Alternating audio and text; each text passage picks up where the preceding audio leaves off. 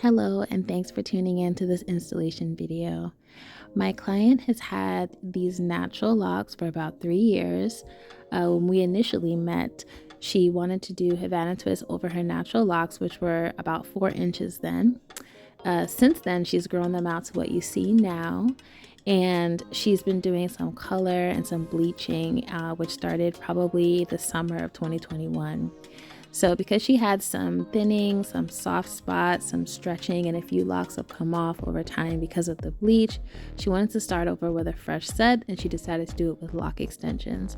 So here I'm just showing you some of her natural locks that were cut off and some of the stretching that occurred because of the softening.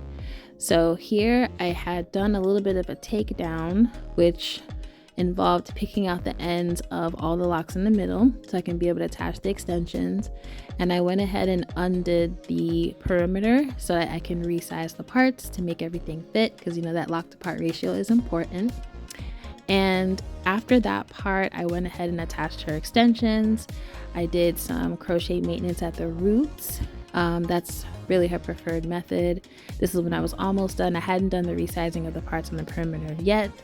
I did so on the left, and this is just showing the seamless installation. The first 4.5 to 5 inches you see is her hair, her natural locks, aside from the perimeter. Those are done from scratch. So these are 10-inch ombre locks, 1B27, attached to her already established locks, and I did crochet maintenance for the roots. If you're interested in any of these services, you can visit us at mukisalocs.com. and you can book installs, maintenance, restoration, and so forth. So thanks for tuning in. Have a wonderful weekend and Happy New Year. Bye.